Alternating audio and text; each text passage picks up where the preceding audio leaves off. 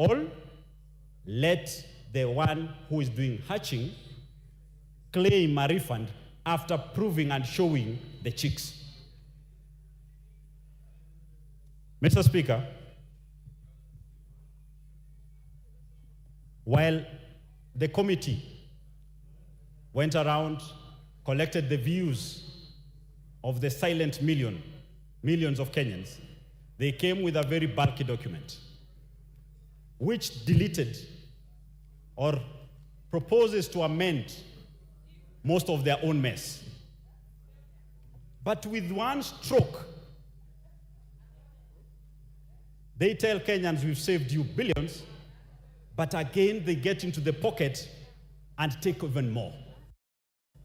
Mr. Speaker, by introducing the maintenance, the levy on fuel for road maintenance by 7 shilling, the motor vehicle 2.5% that they had charged initially in the main bill of 5,000 minimum with a cap of 100,000, that changes because now you'll be paying 7 shilling for every liter. The cheapest of jalopy of cars will at minimum use an equivalent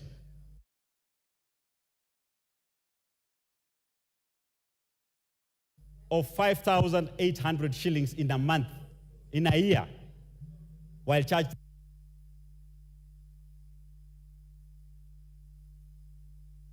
Oh, your time is up. Your time is up. Maklap.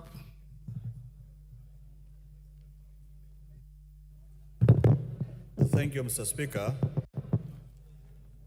First of all, I want to declare that I'm a member of Finance, National Planning.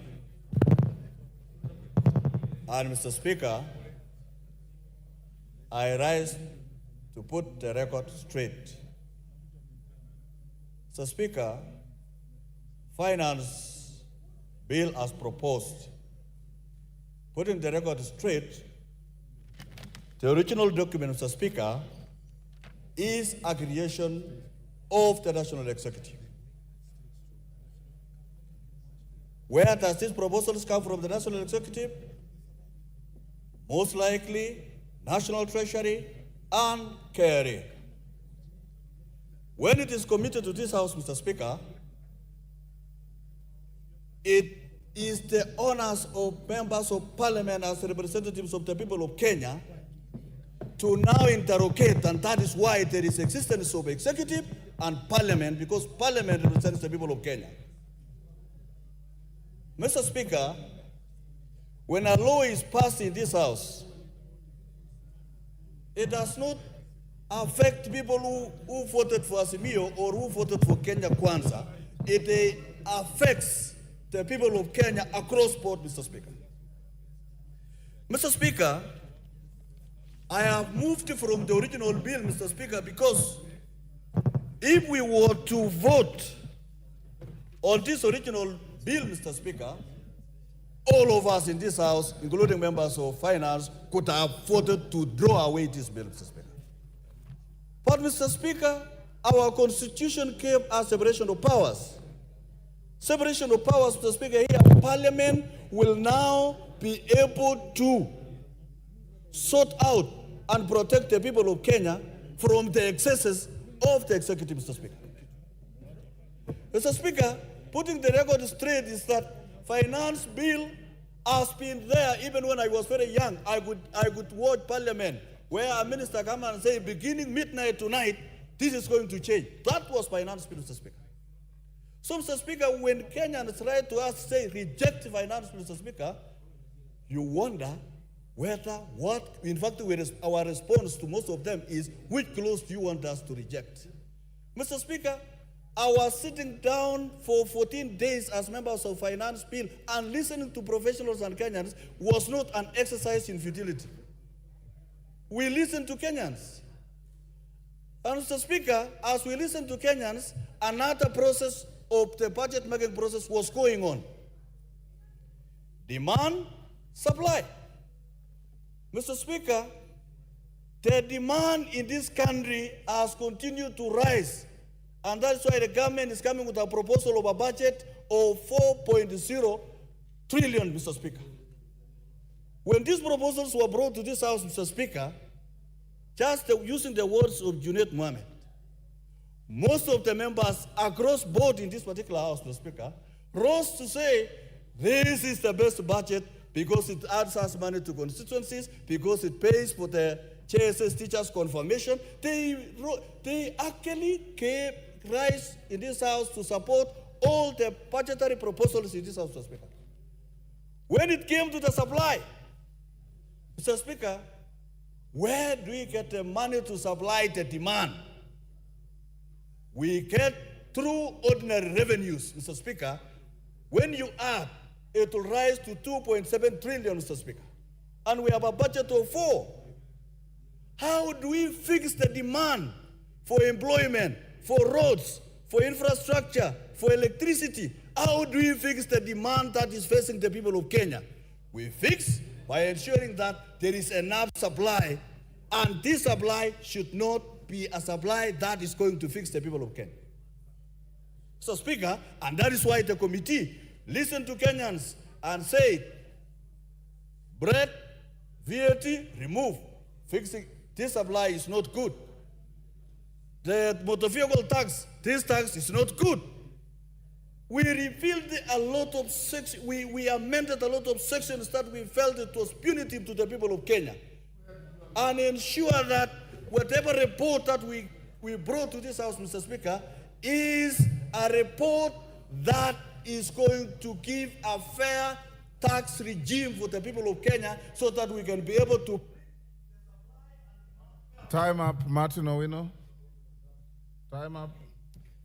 I appreciate the time.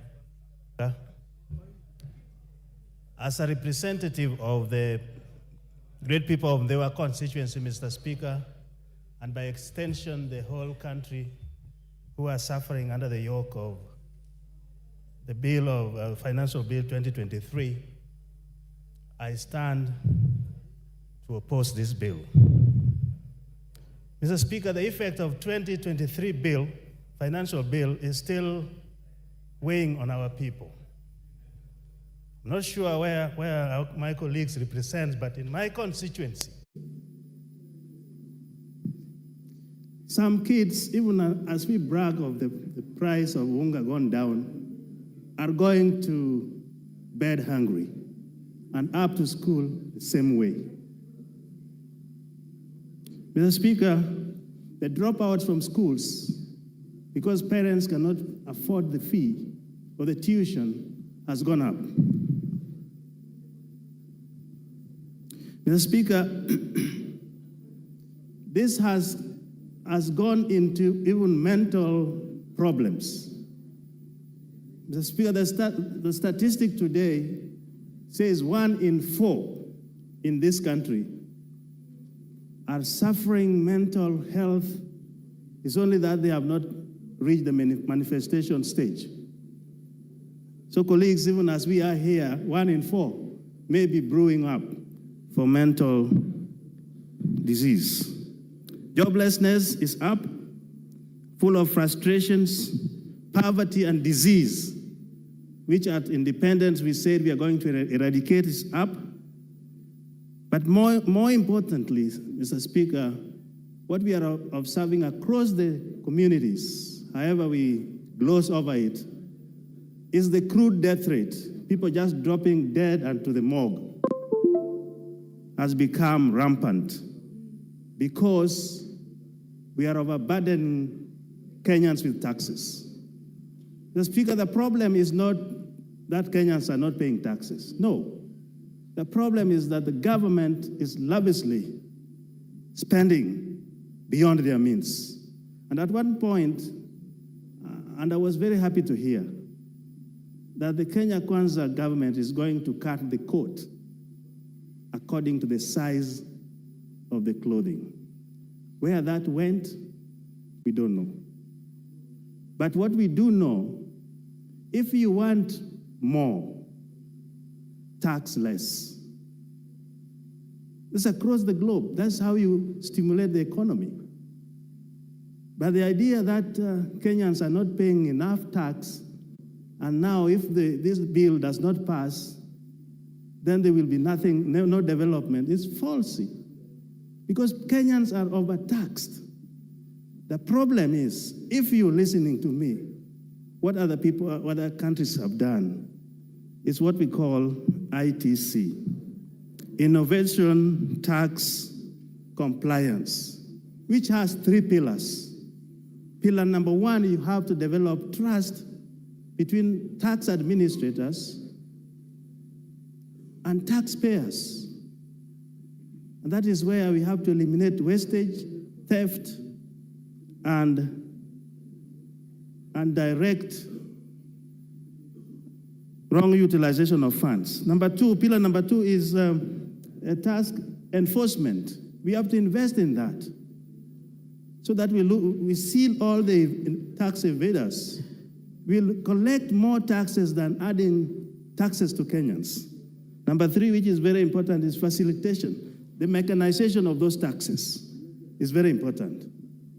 But for you to come and tell us that you are now proposing to remove bread, edible oil, mobile, motor vehicle, sugar transportation, diapers, you're the ones who collected the views of the people.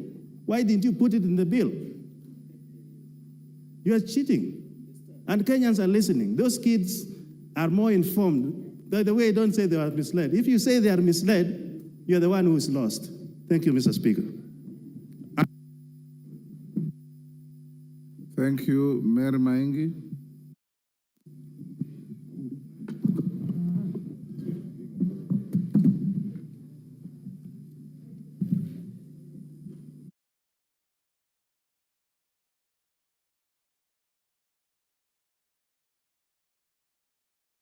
Giving me this chance to contribute to this very important bill. Mr. Speaker, when we discovered the internet, it was to change the way we communicate and the way we do business. It is unfortunate that some of us are using the same social handles to mislead a gullible public, and others are also using it to incite members of parliament. Mr. Speaker, I want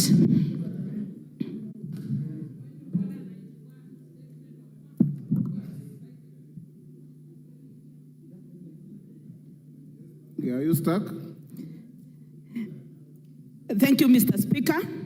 Allow me to inform my colleagues, those might not have read the Committee on Finance report and the Bill of Finance.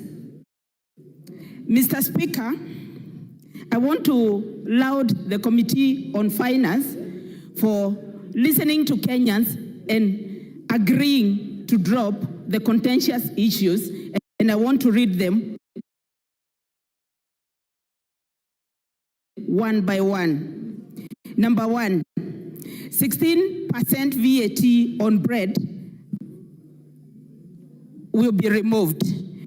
Number 2, excise duty on vegetable oil will be removed. VAT on transportation of sugar removed. 2.5% on motor vehicle tax removed. No increase on taxation on mobile money transfer. VAT on financial services and foreign exchange transactions has also been removed. Eco levy on locally manufactured products like sanitary towels, diapers, phones, computers, tires, and motorcycles is also removed. VAT registration threshold increased from 5 million to 8 million, reducing the need for small businesses to register. Responsibility of electronic invoicing, e-teams, by KRA removed for farmers and small-scale businesses with a turnover of below 1 million shillings. Excise duty on alcoholic beverages will be based on alcohol content, not volume.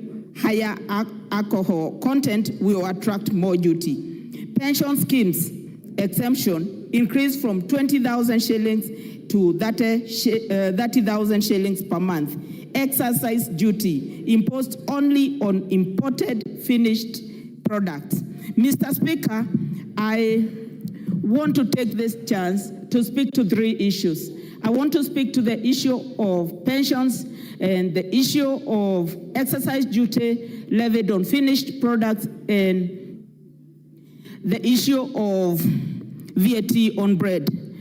Mr. Speaker, with pensions tax relief from 20,000 to 30,000, we are encouraging a savings culture in this country. We are going to encourage those that are employed to save, and that they are not going to be a burden to others when they retire, because they'll be having more money, which is tax-free. Mr. Speaker, there's no country that grows from imports. When we say that we are imposing a tariff on all the imported finished goods, we are protecting our local manufacturers. Mr. Speaker, by protecting our local manufacturers, we are saying yes to more jobs in this country, and more jobs are going to support hundreds of livelihoods in this country. Mr. Speaker, with the local manufacturers being supported, we are also going to be reviving some of those industries that collapsed because of demand in this country. I am saying yes because I know with locally manufactured diapers, with locally manufactured sanitary pads, we are going to have, this country will see the revival of many ginneries, including Moya Ginnery, Mr. Speaker. Time is up. Mule.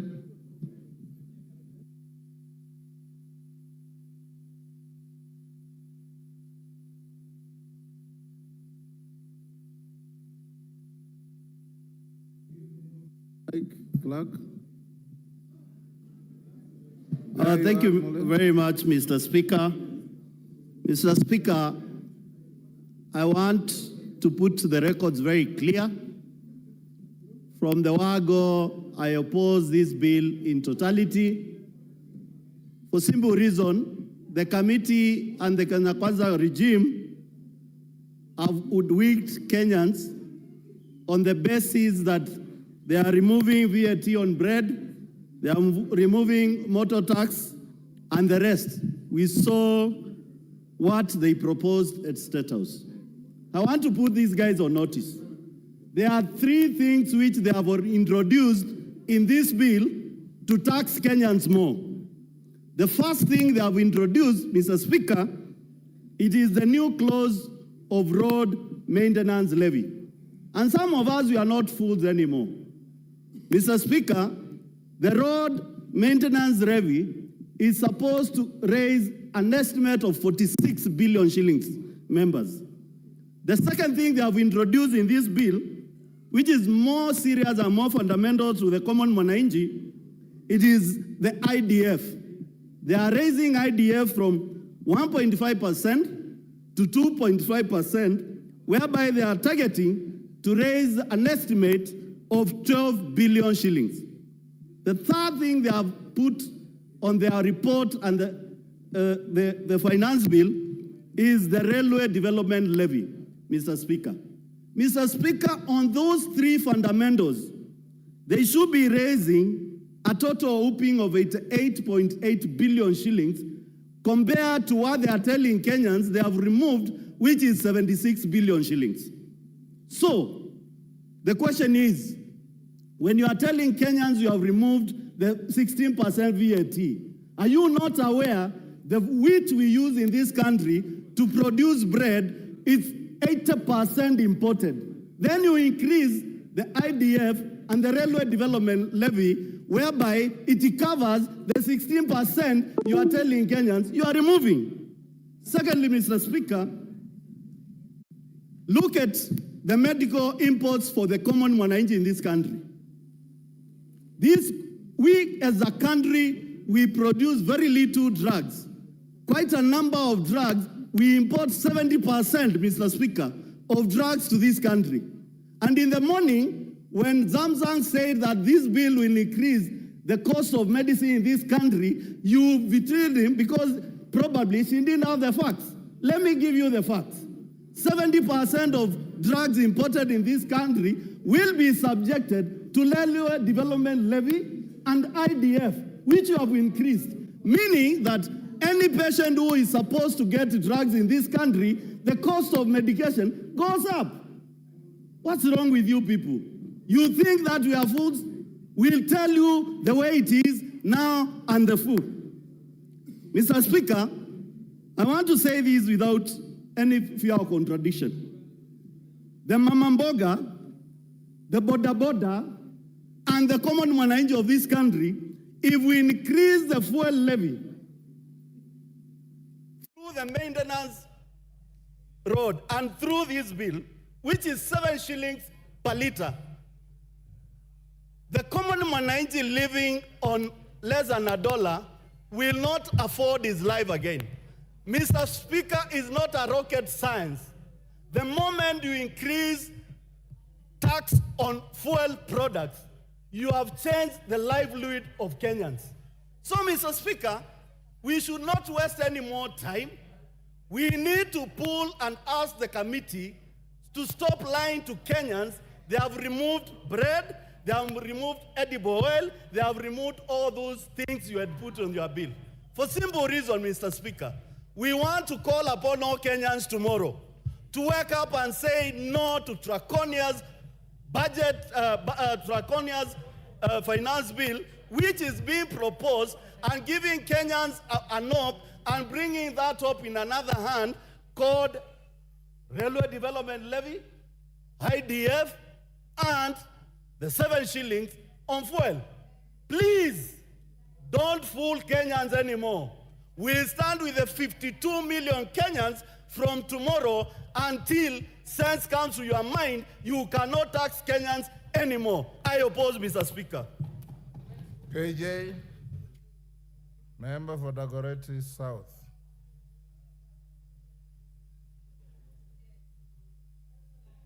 Mr. Speaker, I'm grateful that I have caught the Speaker's eye finally. And Mr. Speaker, this is where the finance bill belongs. And I'm so glad that we are here debating it. Because, Mr. Speaker, we've got a lot of work to do in clearing and disabusing the misinformation that has been peddled about this finance bill, Mr. Speaker. Misinformation that is even leading our children to the streets on wrong information. Children who have been made to believe that the finance bill is a one clause, one question that will come to the House and members will vote yes or no. Each of every one of those children that I have engaged when they came to my social media asking whether I'm voting yes or no, I asked them which clause, and none of them could respond because they're just responding to what is being peddled in the media. But the finance bill belongs to the floor of this House. And Mr. Speaker, we are able now to tell the truth to Kenyans that the finance bill is what is going to allow us to be able to fund each and every single project that was listed in the budget, Mr. Speaker. But most importantly, Mr. Speaker, we will also be able to talk to Kenyans about the process that we have undertaken, the work that has been done by the Finance Committee, the committee that has engaged Kenyans so robustly that the wishes of the Kenyans have now been heard. There were antagonistic clauses, Mr. Speaker, that were offensive to some Kenyans. These clauses, Mr. Speaker, have been attended to in the right place. And there are even proposals to drop some of these offensive clauses, Mr. Speaker. It is said that a lie has speed, but the truth has endurance. Kenyans were made to believe that when we were passing the budget here is the day that we were prosecuting the finance bill. Some of them were even coming out in the streets on the day we were reading the budget because the lie was too fast, Mr. Speaker. The lies that have been peddled in media, Mr. Speaker, have been too many. But today, we have the opportunity to put the record straight that if we have a theme that we can put on this finance bill, the theme is that we have a finance bill that seeks to make Kenya not a net importer, Mr. Speaker. Order, KJ. Yes, member for Busia County. What's the point of order? And under what standing order? Standing Order 91. Kenyans did not lie. They went to the street, and that is what prompted the editing of what you had already put. So let us not call Kenyans liars, but true citizens who cannot allow their country to go into a brink as they watch. Thank you, Mr. Speaker. Mr. Speaker, I might not have the time, I hope my time has been preserved, to take the Honorable Catherine Amayo through the process of budget making in this country. That this House is not moved by external forces. This House moves in its own motion, suo moto, on matters that have to do with budgeting.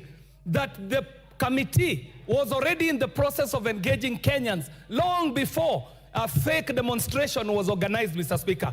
And the lie persists, Mr. Speaker, because even some of the photos that we were seeing out of the streets, I can tell you as a graphic editor that they do not belong to this country.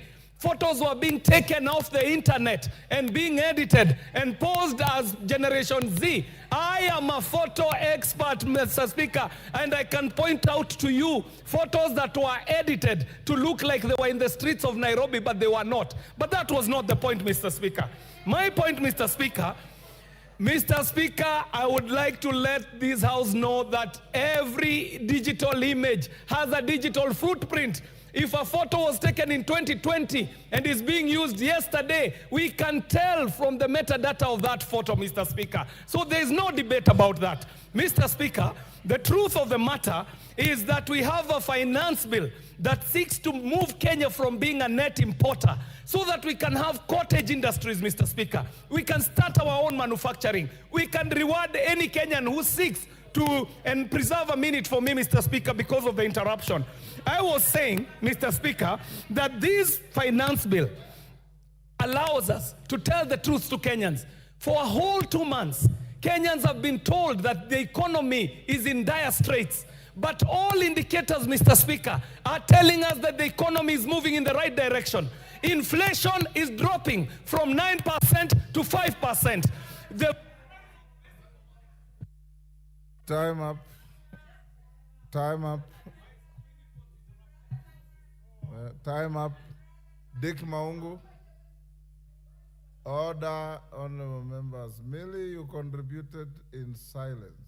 Please accord the same silence to your colleagues. Thank you, Speaker, for the opportunity given that I may also add my voice to this important debate. I wish to start from the word go, that I, on behalf of my people of Billy, you Rwanda, came here and told me you'll not bully any young MPs. Now you are doing exactly the opposite. thank you, Speaker. Go on, Maungu.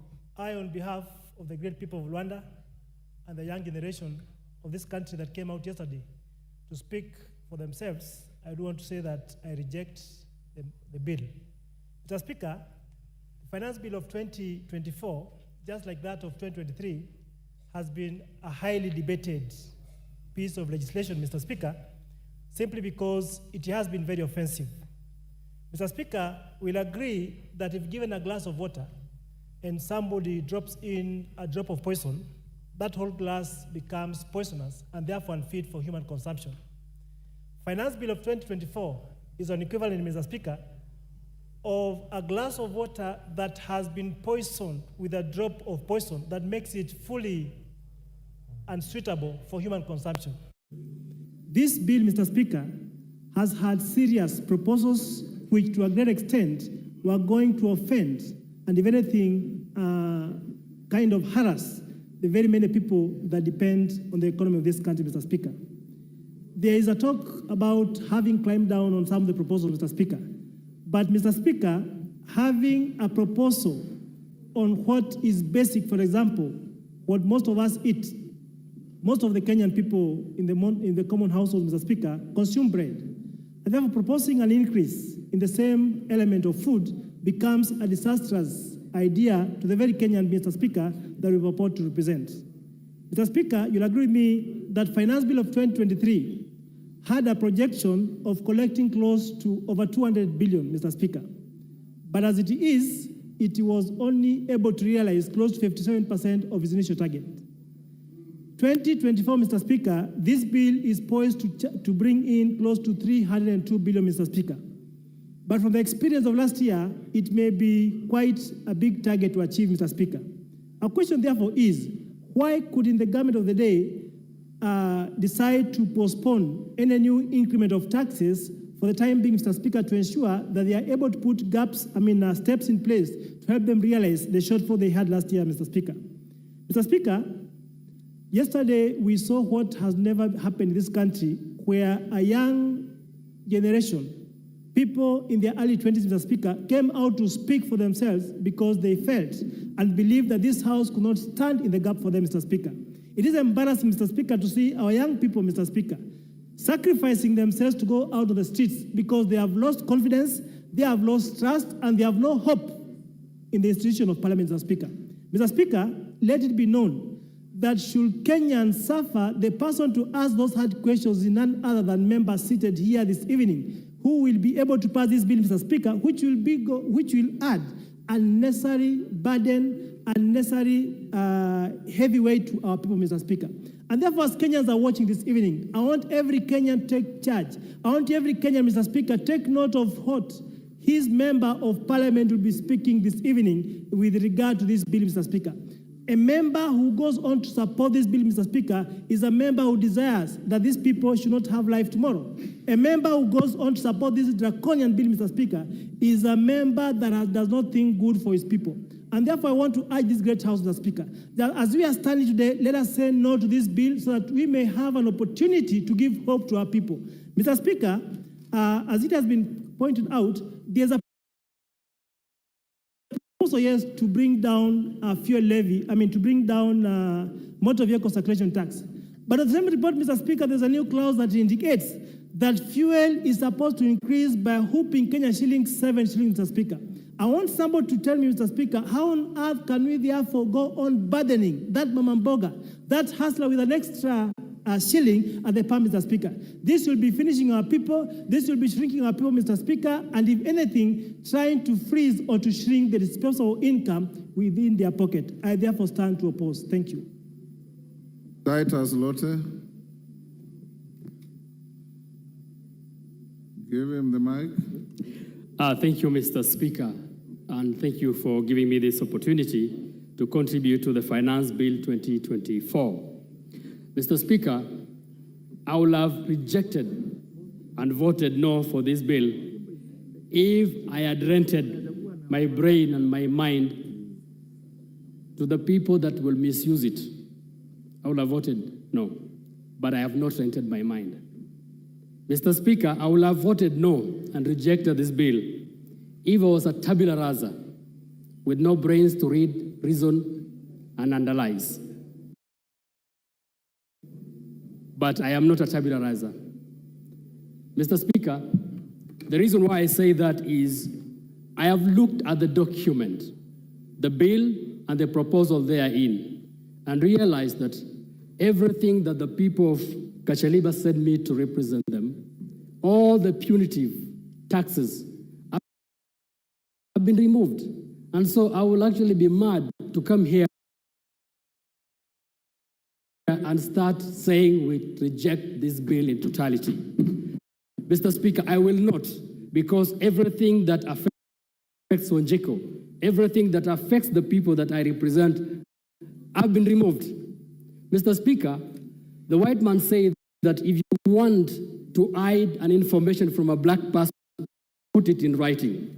And I have attested it today, Mr. Speaker, that everything that has been written here, nobody has read, but all insinuation that is coming from the members of the public that have been incited, and also some members of this parliament, are actually hearsays. They are innuendos. They are assumptions. So, Mr. Speaker, that is the reason why I say we probably need to unback this thing and get it out of writing to start even educating these people by saying, because if writing hides information from them, then let us talk to them so that they also see that the things they talk about, they are talking about 16% on something that has been proposed for removal. They are talking about 25% for edible oil, something that has been proposed for removal. They are talking about mobile charges, something that has been proposed for removal. It is because it is written and they have not seen it. The last one, Mr. Speaker, why I support this is because of 5 things. One, because for the first time we employed 46,000 intern teachers, and we intend to confirm them. This country has suffered cases of unemployment. And if the bill is bringing 46,000 people onto our jobs, do we just want to throw it away? I believe let us also sympathize with those people that are unemployed that want to get a job. Because if they get a job, they are going to improve the economy of this country. Let us sympathize the 20,000 more that are coming into an internship this year so that they can be employed next year. Let us sympathize. If you say no, you are also saying no to the employment of these people. The next one is about the pastoralists that I represent. For the first time, pastoralists are supposed to be compensated for the losses of their livestock. For me, that's a big thing. Mr. Speaker, I support because of that. I also support, again, Mr. Speaker, because of the fact that local manufacturing is supposed to be improved in this bill, Mr. Speaker. I know when I used to work as the CEO of women groups that were trying to form cottage industries that will manufacture the sanitary towels. They were killed because they were cheap imports of sanitary towels from China. Mr. Speaker, if you want to grow our economy, we will need to improve our manufacturing. And manufacturing, we do not need high quality at this point. Every country that has developed started with a low quality, and then with time they improve it. But at the end of it all, we will have employment in this country. So, Mr. Speaker, how do we improve our industries if we say that because they are cheap, they are low quality, we are not going to start? We have to start from somewhere. And finally, Mr. Speaker, as I sit down, I will support, because I'm not a tabula rasa, I will support because I have not been brainwashed. Mr. Speaker, I will support this bill as amended, because everything that is punitive has been removed. Thank you so much, Mr. Speaker. I support. Thank you, Dr. Ochanda.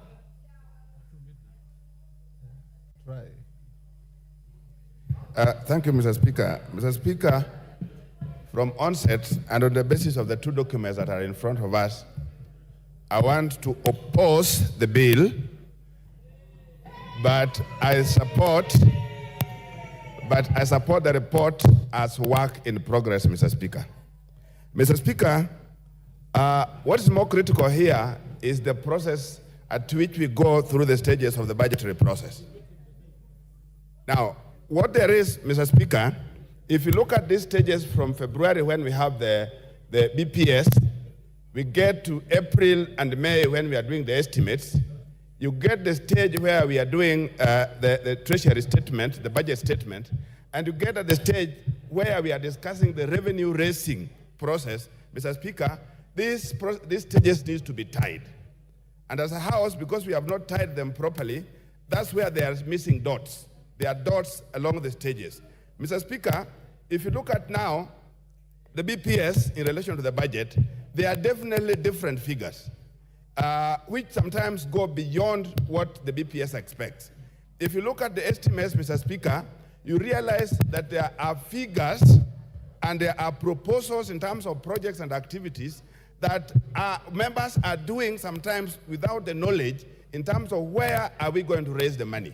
Mr. Speaker, what I'm trying to suggest, what I'm trying to say is that if we are able, for example, at the estimate stage, be able to be talking about the activities, talking about projects, and talking about what is to be funded. If at that time we have indicative sources of revenue, we have indicative figures, I think will be more useful to this country than where we are deliberately saying that the budget is fine because there were very many good things in it, but then after a week, we are saying, no, we are not too sure where the money is going to come from, so it is bad. So, Mr. Speaker, this is exactly where I'm still insisting that those stages, we must get away with how to tie them up. There must be a string that ties them from the level 1 up to the stage when we are raising revenue. Beyond that, Mr. Speaker, we also need to look at when we are, this uproar. Why is it there's a lot of uproar in the last 2 years? We need to look at it in terms of if the traditional sources of revenue were working before, and there were no issues. What is it that we need to do to work around the traditional sources of revenue such that we don't go creative ways which are bring a lot of issues, bring a lot of things that people don't understand, particularly when you get into this communication industry. There are a lot of new things. And when you move in to look for revenue across it, then there are definitely many things that must tie you to be in war with the young people, Mr. Speaker. So I think these are things that we really need to look at. The issue of, when we're looking at the issue of budget or no, the revenue, there are things that you can avoid. You can avoid taxes. I think the nation needs to be told also, but you can't evade. What is it that you can avoid? For example, not everybody else pays for taxes on beer. It is up to those who consume it. You can avoid that if you get into other avenues where there are things that are brought that are not conducive, are not good for you. You have the space not to get into them. Mr. Speaker, that's exactly what I'm saying. I support the report, but I don't support the bill because the report is still work in progress, and in the next number of hours, we are still working on how to improve on it, Mr. Speaker. Thank you. Thank you. That is his position, Maungu. You don't have to prod anybody. Member for Aldai. Thank you, Mr. Speaker. I rise to support the finance bill. Member for Nakuru Town East. What is out of order? Kaitanyi, take your seat. Thank you, Honorable Speaker. I know everybody thinks that I'm moving under Standing Order number 95. Honorable Speaker, I beg to Standing Order number 30, hours of meeting, and specifically Section 3, 4, and Section 6. Honorable Speaker, Section 3 of Standing Order number 30 says, notwithstanding paragraph 1 and 2, the House may resolve A, to extend its sitting time. B, I don't want to go to B because it's another time and date, and C. 4, it says, a motion under paragraph 3A shall be moved at least 30 minutes before the time appointed for adjournment. And Honorable Speaker, now it's around 55 minutes to the time. And 6 says, upon the conclusion of all proceedings under paragraphs 2, 3, and 4, or 4 of this standing order, or upon an earlier completion or deferment of all business standing upon the order paper for the sitting, the Speaker shall adjourn the House without putting a question. Honorable Speaker, I know we are supposed to adjourn at 9. And under the standing order, we can be able, if we agree, to proceed. Honorable Speaker, 55 minutes only means 11 members of Parliament who have at 5 minutes. So if we can move to midnight, then it will give us more time for us to be able to debate. Thank you, Honorable Speaker.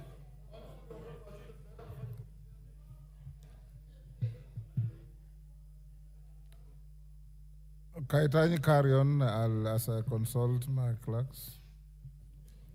Thank you, Mr. Speaker. I had earlier said that I stand to support the finance bill. And one thing we can see now in the country is that the conversation has changed to become politics of about a finance bill. My grandmother in the village and the Generation Z that we saw yesterday and everybody else, including Azia, are talking about a finance bill, which is a step in the right direction. Why do I support the finance bill? One is the introduction of eco-tax. In around 2016, the ban on polythene was imposed in our country. And I think at that time, there was a lot of hue and cry on how packaging will become expensive and how cost of living will become expensive. But NEMA stood its ground and the effect of the polythene ban took effect. Today, our country is one of the cleanest cleanest country because we do not have polythene papers. But we have imported finished products that have polythene. And I think introducing the eco-tax will help us in managing that waste that we've already removed from our raw materials and all the way from our local manufacture where we do not introduce any polythene. Over and above the tax, the eco-tax, it is going to create employment because we are saying that we are putting eco-tax on imported finished products. And therefore, we encourage manufacturing, local manufacturing. And if we encourage local manufacturing, what we are expecting, Mr. Speaker, is that we will get employment for our very youth who currently do not have employment, because most manufacturers would prefer to do local manufacture and not pay eco-tax as opposed to importing finished product that will attract an eco-tax. Also, the products or the raw materials that we have in our country that are currently exported for value addition outside the country will have a reverse, where those raw materials will be value added, and the persons or the people, the farmers and all those people who produce the raw material will get direct, not only direct employment also, but also direct income, therefore increasing the tax base. And not to mention, of course, the environment, because we will have improved on our environment and we will have extra revenue to deal with those wastages that come from finished imported products that already have eco and friendly packagings. I'm also supporting this bill because of the edible oil. About 3 weeks ago, we met manufacturers of the edible oil, and those manufacturers told us that if the taxes were going to be imposed on crude oil that they import to do the finishing of edible oil, then the cost of living would have gone up and the cost of edible oil would have gone up. I'm happy that the proposed amendments that we have in the finance bill has totally removed all the taxes that were going to be imposed on the edible oil.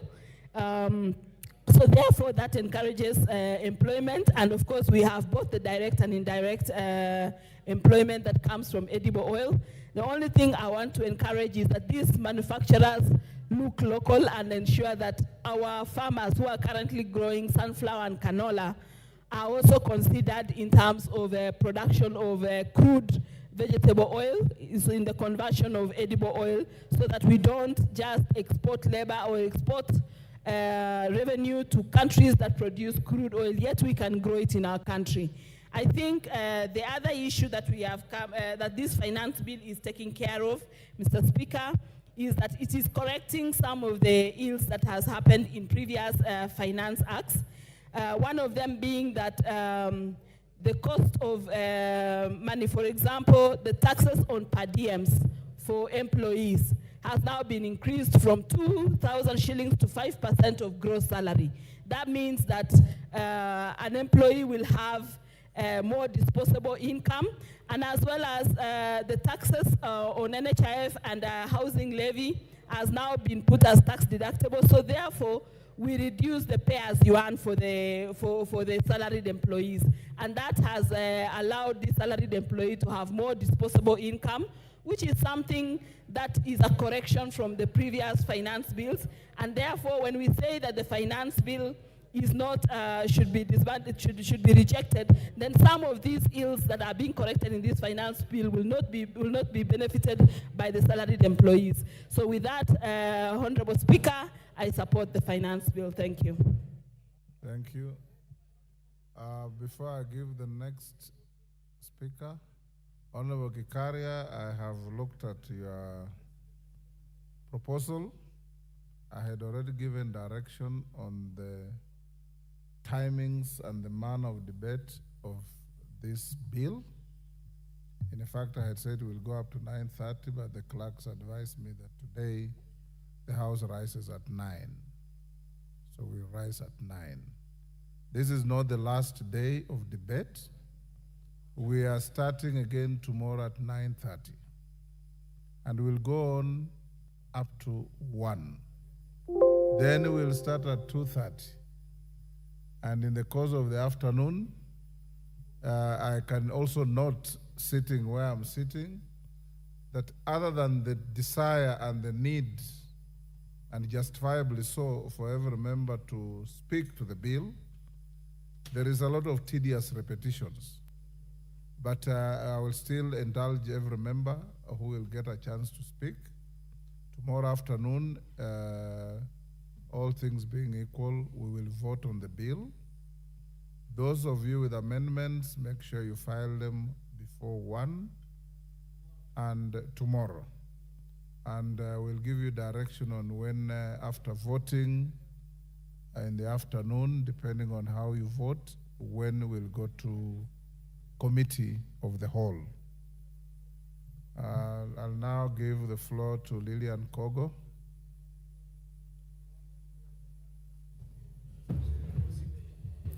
Thank you so much, Honorable Speaker. And you, as you rightfully said, Speaker, is that you have as well been there from 9 o'clock, and so have all of us. And this is because of the interest and how emotive this particular issue is. And I want to thank you for giving me an opportunity to put my voice and the voice of the great people of Rangwe constituency in this matter. I am reliably requested or required or commanded by the great people of Rangwe constituency to reject the bill, and I will surely do that because they are the ones who sent me to Parliament. But I must also, as an academic, do that with reasons which I should think Rangwe people are going to stand by. Honorable Speaker, at some point during debate, it was mentioned that every financial year, every year, we would keep having financial bills. We are going to have a finance bill for this year.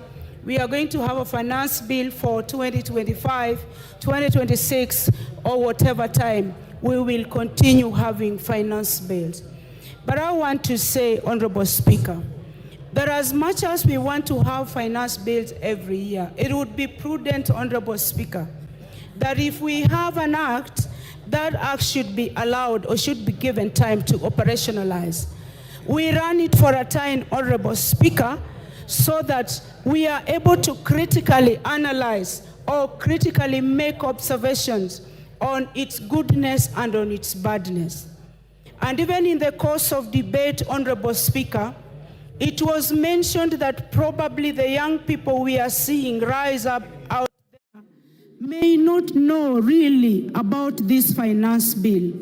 But I can assure my colleague and my friend that these young people are well informed, Honorable KJ. At times they're even ahead of us with information. And these are people who know how to comb and dig information from wherever they are able to get it. So we should not undermine their capacity to be informed on matters that happen in Parliament. And in any case, Honorable Speaker, these are the next cohort of parliamentarians. So I think they're in the exercise of practicing, but they are also exercising their democratic right. They have the right to picketing. So if they do so as young people, we should give them room, Honorable Speaker. Honorable Speaker, having said that, I also want to appreciate what the committee has done. The committee listened and the committee made amendments. So we have on one hand the committee report, but also we have on one hand, the committee did proposals for amendments, and on another hand, we have the bill in itself. So that gives room for hope. And from the point where I stand, I may not be very good, Honorable Speaker, at estimating the age of the substantive chairperson of the Finance Committee. But I can literally guess, Honorable Speaker, that is a young person. So I want to tell the chair of Finance Committee, my brother and the honorable member of Parliament, you are a young person and the young people are looking at your capability and your capacity to run a major docket like that. Let us not take things for granted. It is a career you are building. And I want to say that there are many issues to reject this bill on. When we talk about not bringing taxation or not making gluten-free bread taxable, What exactly do we mean? What is the science behind it? What is the issue on allergies about this? Was it medically informed? So if we start tearing and scrutinizing this bill, Honorable Speaker, to the extent that we tear it apart, all of it will be rejected. But for me and Rangwe people, Honorable Speaker, on the bill, I stand to reject. No. Thank you, Lillian. Taitumu. Thank you, Mr. Speaker, for the opportunity. Taitumu and others, those who want to speak, stop menacing the Speaker with hand gestures. I can see you and I'll give you a chance to speak. Okay, thank you, Mr. Speaker, for the opportunity. I arise to support the bill. Mr. Speaker, I want to thank the committee. First of all, when I went through the document, I saw 203 entities were given an opportunity to present their views in connection or in relation to the bill. The committee listened to their views objectively and made various adjustments to the clauses that were punitive to the Kenyans and mainly the Mamboga and other citizens of this country. Mr. Speaker, I have heard you make several pronouncements that those who have amendments, they tender their amendments before 1 tomorrow.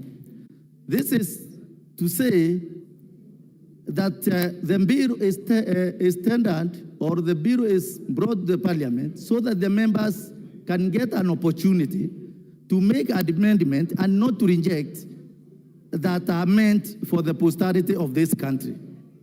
Mr. Speaker, this government inherited a disjointed education structure that requires massive and colossal amounts of money to make it raw. One, Mr. Speaker, 46,000 teachers are about to transition from the interns to JSS to permanent and personal basis. Mr. Speaker, the clauses that were barred were dropped, others were amended to make sure that this bill benefits the citizens of this country. Young Kenyans have jammed our phones with messages of reject. But when you engage them by asking them to expound on the reasons as to why we should reject, some go mute, majority of them go mute. The reason is that they have been confused. They have been poisoned because the truth is being laced with poison. But the truth of the matter, Mr. Speaker, is that this bill is progressive. It is progressive in the sense that punitive clauses that would have affected these Kenyans were removed. For instance, the motor circulation tax was removed. This one would have drastically affected the Mambaboga, anybody who uses the vehicle, those who transport the cabbages, the tomatoes and the rest, or those who use even provox and other modes of transportation to make sure that their merchandise reach the market. Mr. Speaker, this is the first time when the salaried people will have pay as you earn deducted after the statutory deductions have removed. This one will have a positive index on their net pay. And for this reason, it shows that this bill is good. Taxes on mobile phones transfers, they have remained as they were, and they have not been handled as it is seriously exaggerated. On VAT on financial services for foreign exchanges, Mr. Speaker, those transactions, those exchanges have also remained as they were. VAT on bread, Mr. Speaker, it was very contentious. But in the wisdom of committee, through the advice and the democratic space that it gave the stakeholders of this country, the experts, the professionals, and even faith-based organizations, they saw it worthy to have it removed. The eco levy and other levies that were not necessary to be levied on Kenyans were removed.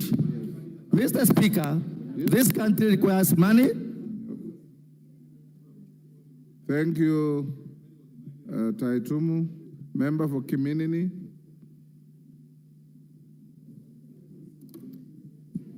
Thank you, Mr. Speaker, sir. Representing the good people of Kiminini, we know that this finance bill is supposed to be a mechanism to raise funds for the government programs. However, if the government widens the taxation mechanism that affects the people, then I have a right to represent my people and indicate where it's not right.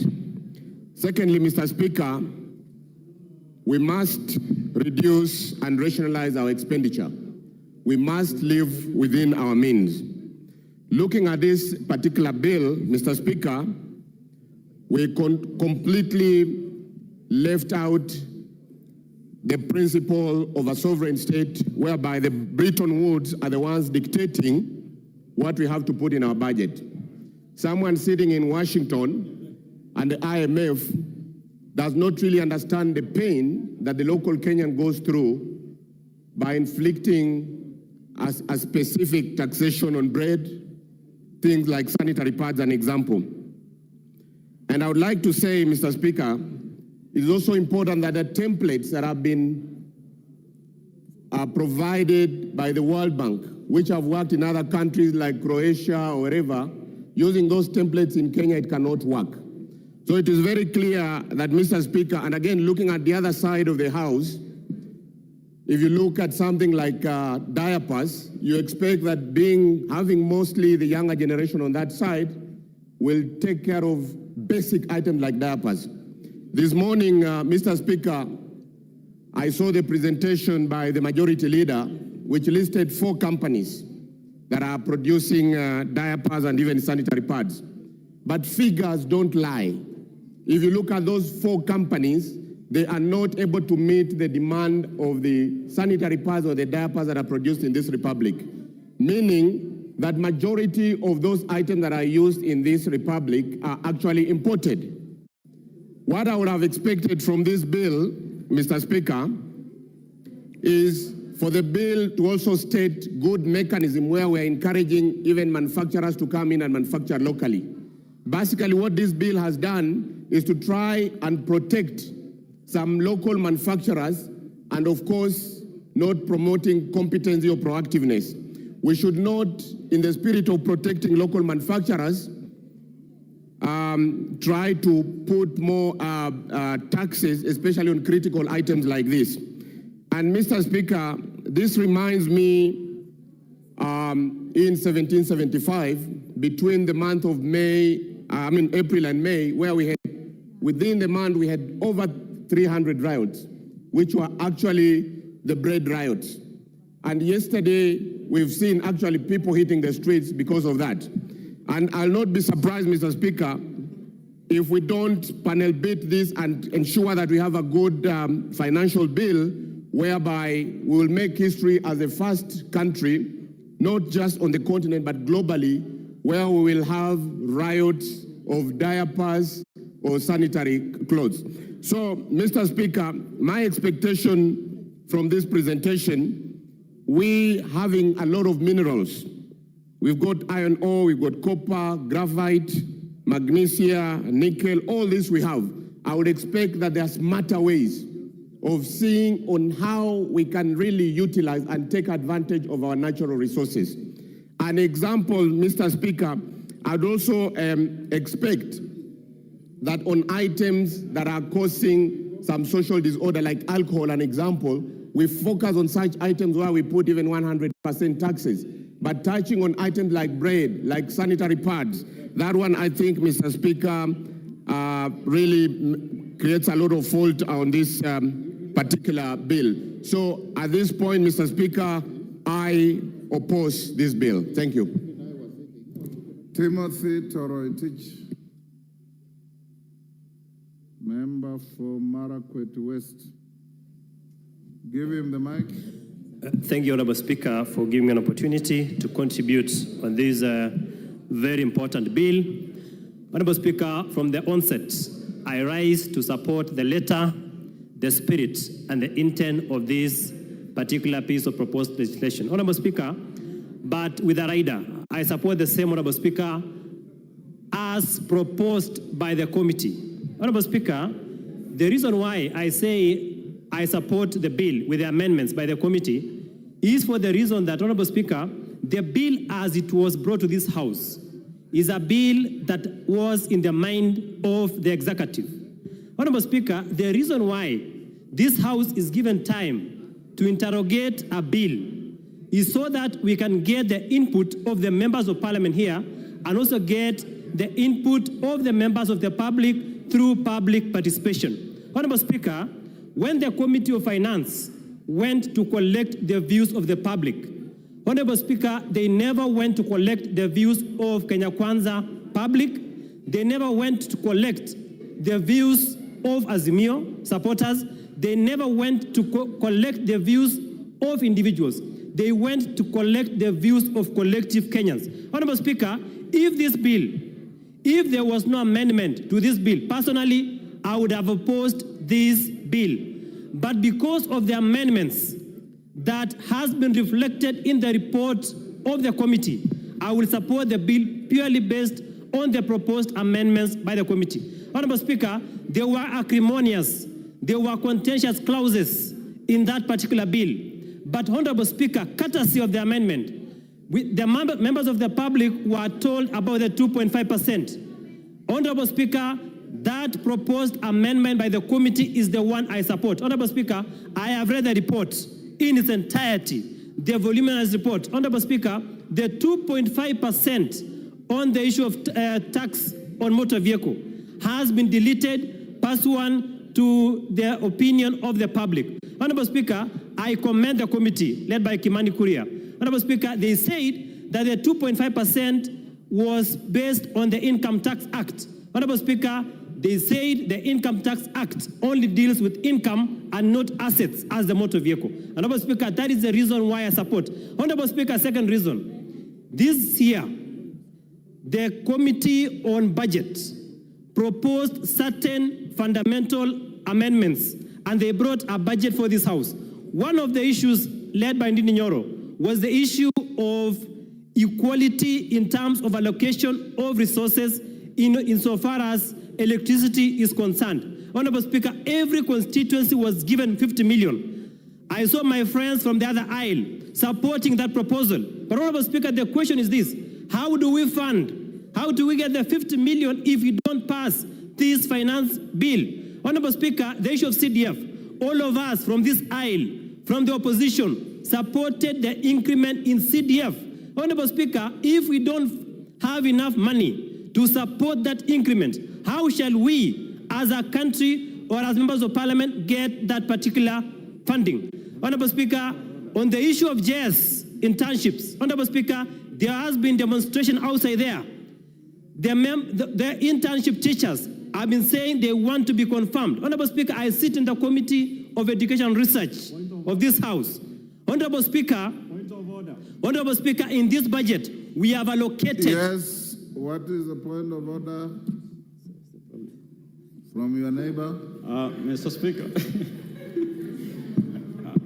I rise on standing order number 91.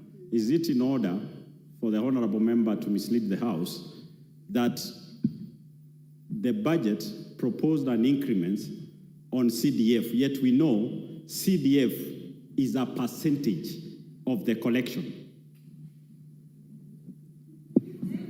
Honorable Speaker, it is not rocket science that the constituencies are receiving depending on the number of wards. But this time round, we have an increment of 30 million per constituency. Honorable Speaker, that is not rocket science. It is an increment that has been reflected in the budget, and therefore it must be funded. Finally, Honorable Speaker, even though I support this bill, there has been hue and cry outside there.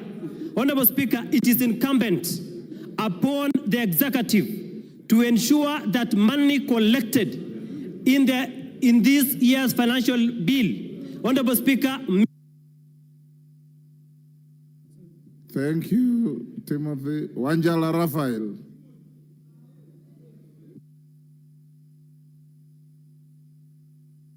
But my card is here. My card is here. Wanjala shall be heard in silence so that he can be able to be silent when others speak.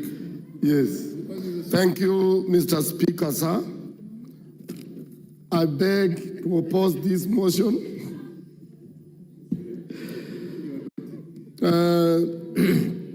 Mr. Speaker, sir, this finance bill of 2024, National Assembly Bill number 30 of 2024, Mr. Speaker,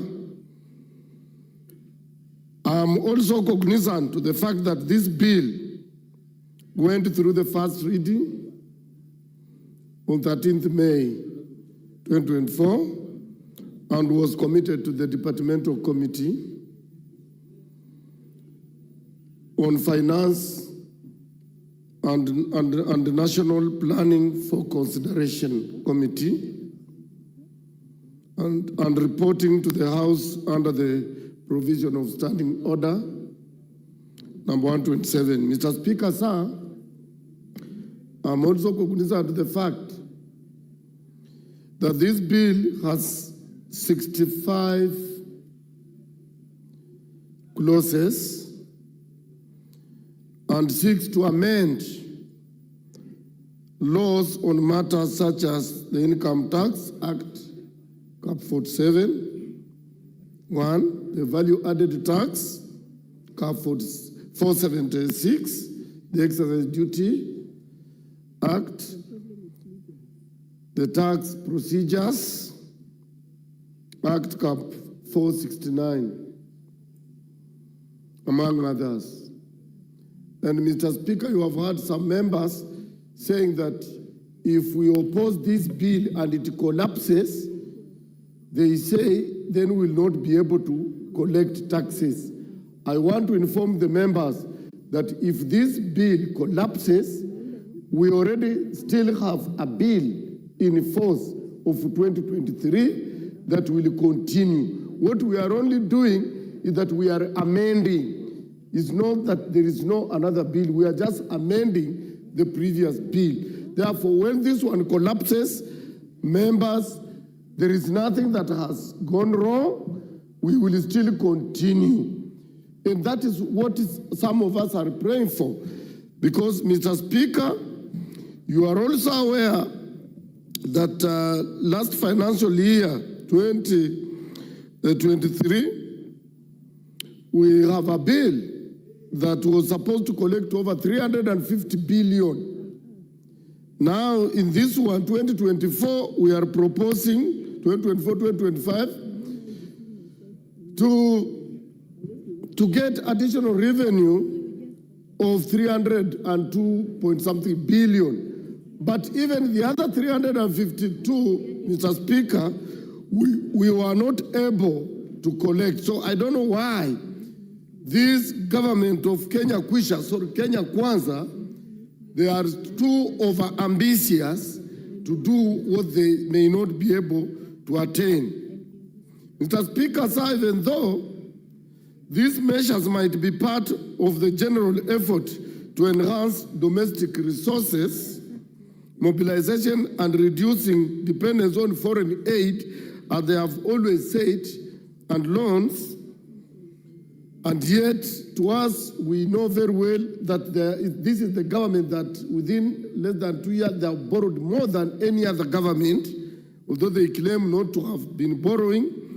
It should be done with the sensitivity required and the necessary understanding of the economic situation that Kenyans, situation of the common mwananchi is already shouldering a heavy cost of living in this country.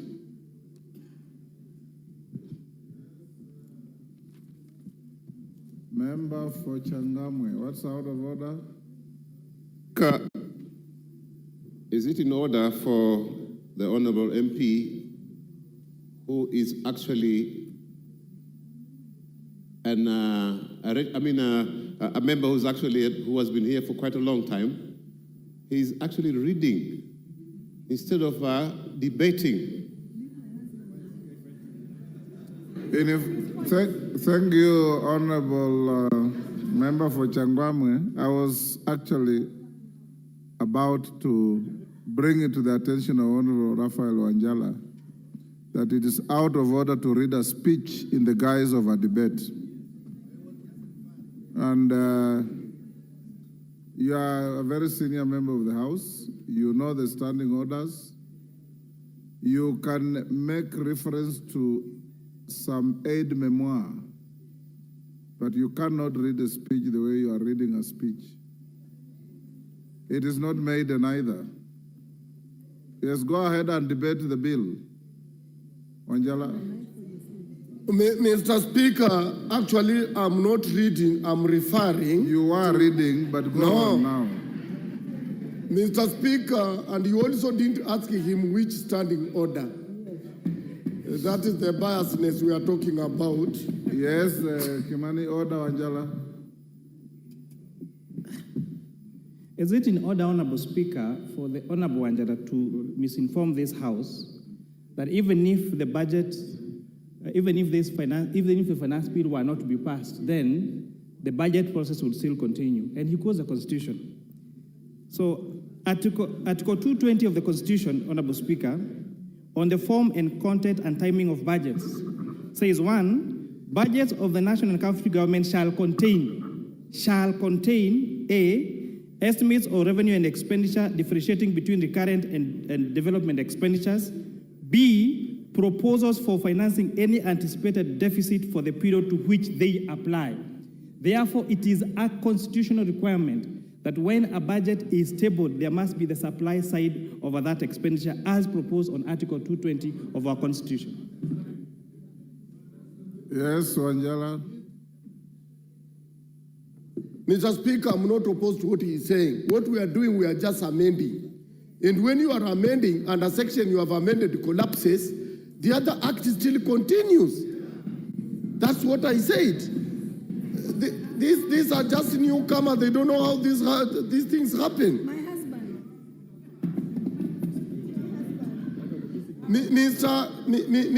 Mr. Speaker, sir, we know this government promised a lot, just like the previous governments have been promising Kenya that there will be industrialization in this country.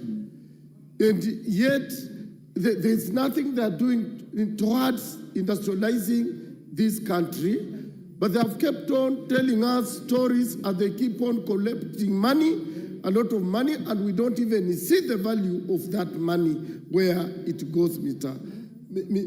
Speaker, sir.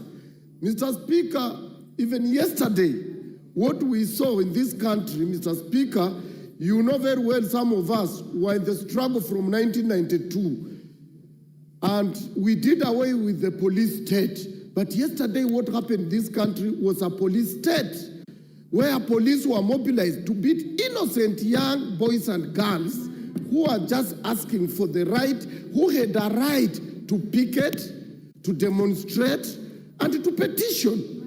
Where are we taking this country? And yet, we are proud that our generation is now the one that is ruling. Yet, they are taking us back to where we came from, Mr. Speaker. Mr. Speaker, I want to ask the current government that it should not harass Kenyans when they ask for what is right for them. They should consider and look at. They should not just thump. They should listen to members of parliament. This committee is just...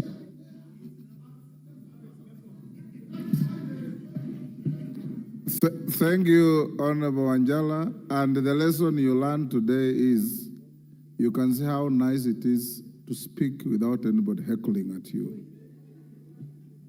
You have enjoyed speaking today, so give that enjoyment to others when they speak. Member for Nyeri Town.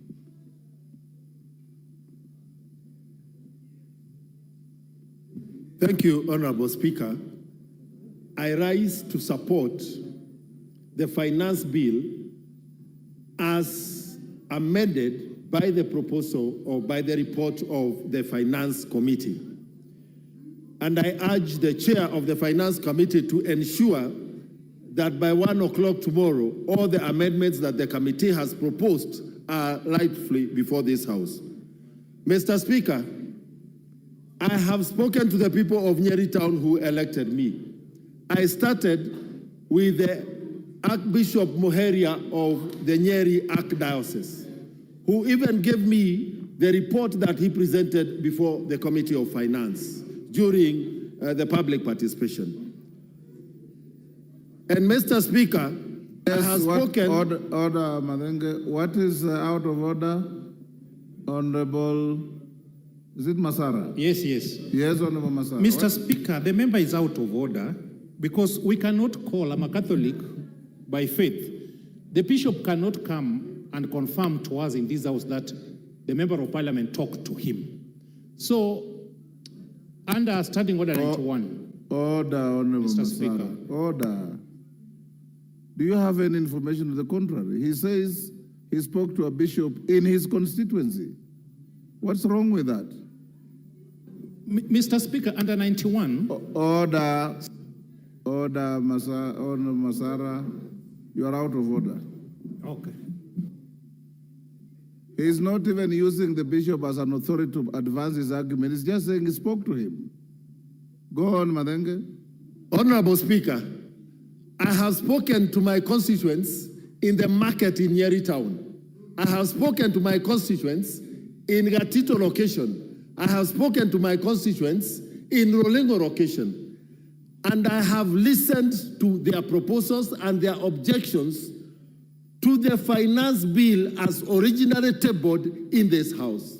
Their concerns have been adequately addressed in the report tabled by the Finance Committee in this House.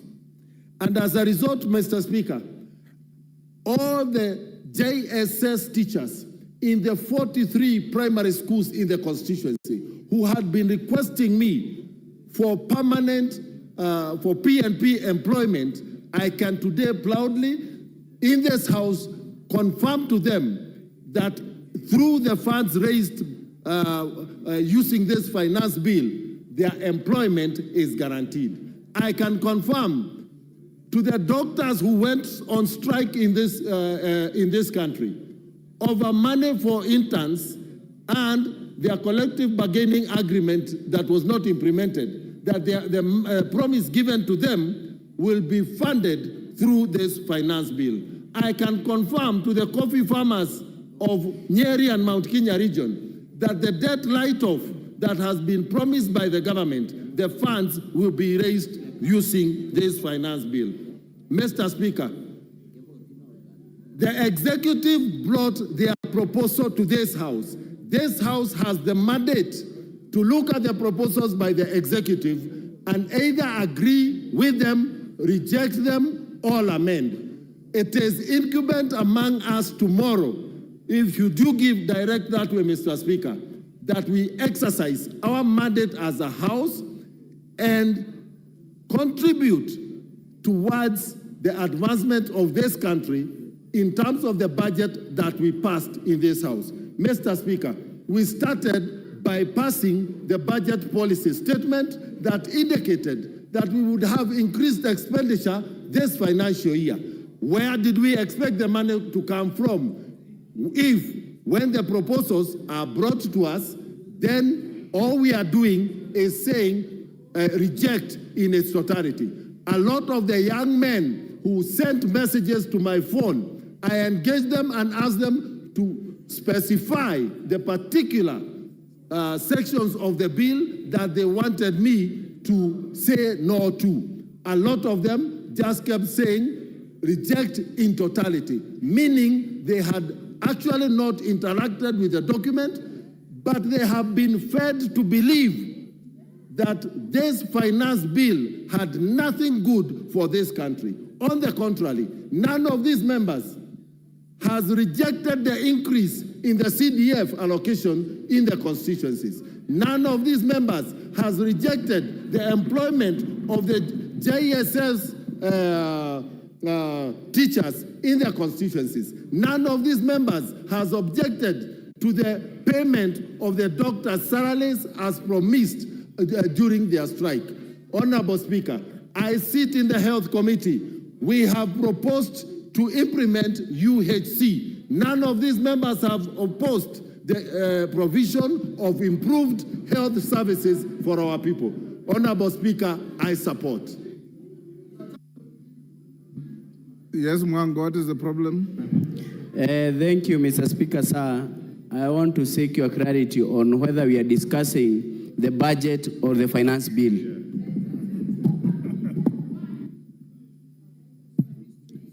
There are contemporaneous processes.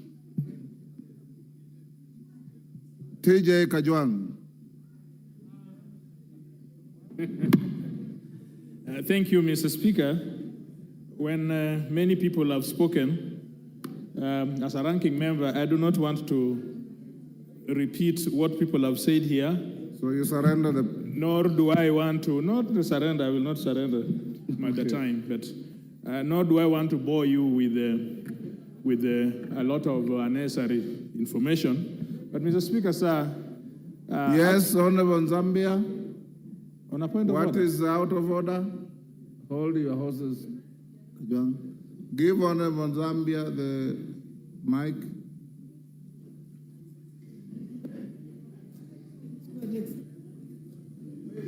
Give him the mic.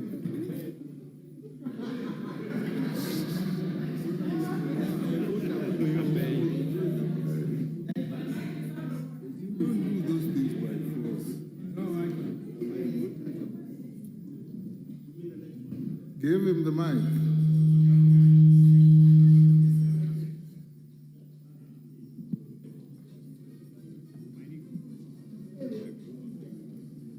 You can. There you are. Thank you, Honorable Speaker.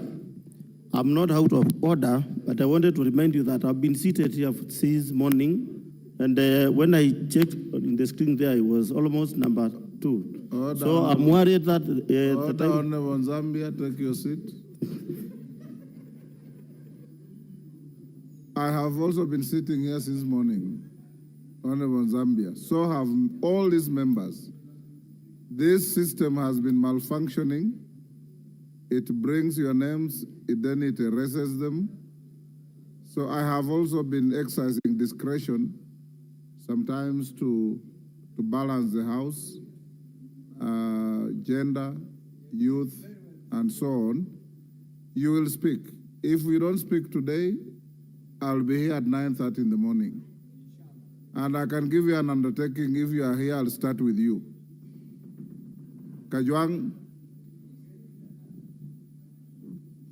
No idea. Mr. Speaker, Article 221 that was quoted by the chair of the Finance Committee is very clear that the financial documents must be before the House 2 months before the time that they relate.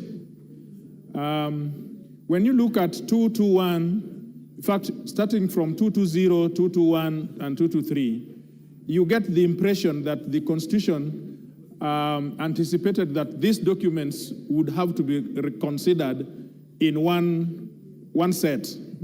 Now, there was a BPS which was presented to this House, in which the minister expressed the fundamentals upon which this budget was drawn, and therefore the Finance Act or the Finance Bill. Now, when you see that Finance Bill was predicated upon the BPS, when now we see the report of the Finance Committee, you will see that almost 18 articles or clauses are designed to be changed. And you can do the math, and my friend was telling me that it is something in the tune of 300 or so billion shillings. The point I make is that the alterations which are being done, whether right or wrong, are such that they fundamentally and substantially change the architecture of the financial bill, which was predicated upon the BPS. Now, that is a constitutional and public finance construct that we have to call the minister and even we as National Assembly, because this is our process, the budgeting process. That is the first point I want to put. And so when we say that the details are good, or we are changing things and so on, then think of, if anything else, a constitutional construct which must guide the budgeting process. And members of the public are entitled that we do good governance and follow the constitutional principles, number one. Number two, somebody said, and this is the only point I want to repeat, somebody saying it is giving with the right hand and taking from the left hand. You can still work the maths and see the amount that is said to be given out, in this bread tax and so on, which is being made right by the committee. You will still see that in actual fact, that amendment which is seeking to introduce RLMF is substantial enough to absorb all these things that they are bringing. And let me tell you, Kenyans, you are not going to pay fuel. It is not going to be more expensive. What these people are timing is your electricity. It is your electricity. It is that amount which shows every day on your electricity bill, which supports the extraction of power, generation of power. That is what this thing will be all about. And so when you think about all these things, it is, and Honorable Nikal told me, and it was from very good authority from his own wife, who's a professor also, Vice Chancellor. He told me that this budget is a decoy. It is a decoy. It is made to look like, it is like a glass. And yet deep inside it, it has done even worse than it should have been. But now you are being told that we are very, we like the public, we listened to you, and we have changed. Nothing has changed. And the last thing is, when we will come to the appropriation, the only two things which will happen, either they will amend the Appropriation Act to be able to absorb this, or they will borrow more. And so Kenyans will be even in a deeper shit. Oh, no, that is not parliamentary. I'm sorry. Parliament will be in a deeper hole. That hole, that big hole, that you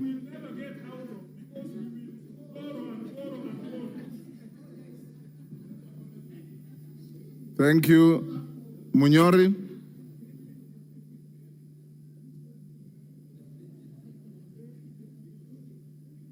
Give the mic to Honorable Munyori. Munyoro. Thank you, Honorable Speaker. I appreciate the honor of getting this opportunity to speak. First, Honorable Speaker, let me say I'm a member of the Finance and National Planning Committee. And we did a lot of work to come up with these amended proposals for the finance bill. And I would also like to appreciate our secretariat, because they do a lot of work. They've had sleepless nights. We have one of them here who's he's been here since morning. And I rise to support these amended proposals for the finance bill. One of the reasons is very simple. I've listened to a lot of people, even members of parliament, who do not seem to understand the the bill comes from Treasury to Parliament, so it's not our bill.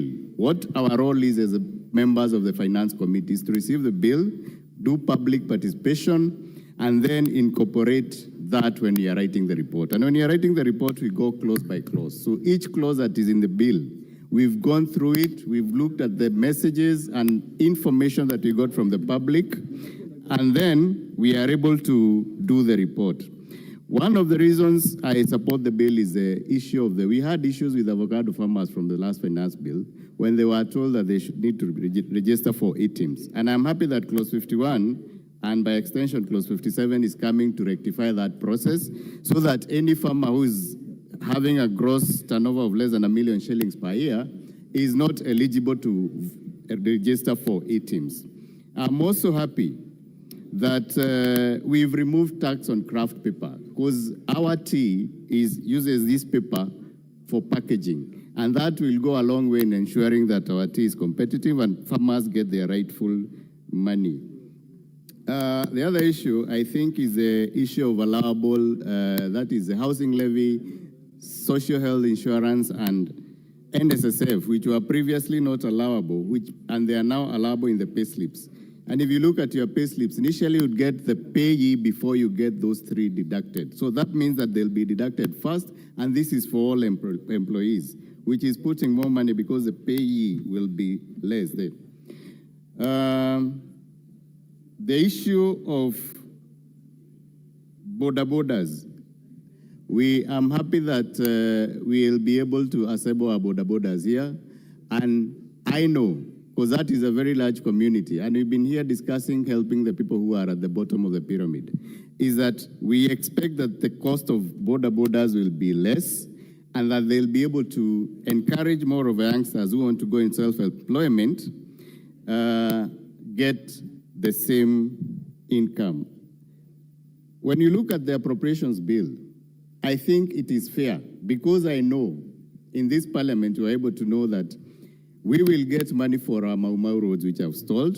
And for my people in my constituency, I think this is a very good thing. And that's why I intend to pass the bill. I know we've also been allocated money for electrification, which is 50 million for each constituency. And I'm happy that as well for my constituency. I know we are also getting more money for the coffee cherry fund. And I think for all coffee farmers, this is a plus because we need to get to support our farmers, and this is coming as a result of the finance bill. So without the finance bill, I think we cannot be able to do what we are planning to do. Lastly, Honorable Speaker, the issue of KRA, there was a proposal by KRA, and I've had it mentioned here. We've proposed that the KRA cannot be able to access data, and this is our report. So there is a member of parliament who said something about the same. And I would like to say that in the proposal, we rejected that, where they wanted to access all our data, all our information, our electricity bills. They wanted to access everything. And I say, we need to go through this report. Lastly, I had a very good proposal from a member of parliament who is proposing that because you are trying also, when you are doing the report, to know how you can be able to differentiate between hatching eggs and table eggs. That proposal, you need to bring that amendment. Bring it to the House so that you know if the people who are using the hatched eggs, they are able to show that they use the eggs for hatching and for chicks. So I wish you bring it, and I know as members who are reasonable, we'll be able to adopt it. Thank you, Honorable Speaker. Zambia.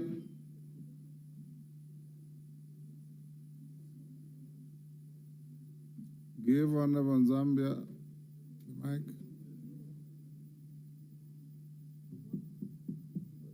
Give me the mic.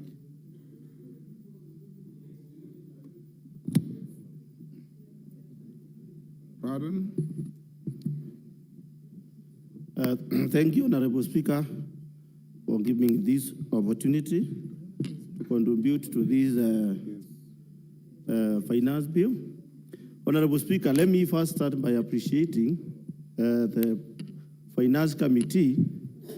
So I may not be a good economist, but I'm a good mathematician. Honorable Speaker, the essence of this bill is to make the life of Kenyans bearable. Honorable Speaker, I want to consider, we appreciate that they considered the motor vehicle tax, oil tax, considering that amendment, which brings to around 76 billion, Honorable Speaker, as I have told you, I'm not bad in mathematics. This certain amount of money have been hidden in another aspects of taxing Kenyans more. Honorable Speaker, by adding 70%, 7 shillings in fuel levy, it means that, Honorable Speaker, already we moved from 8% to 16% in VAT in terms of fuel Honorable levy. Zambia, you have 3.5 minutes left. So tomorrow morning we'll start with you. Members, you may be upstanding.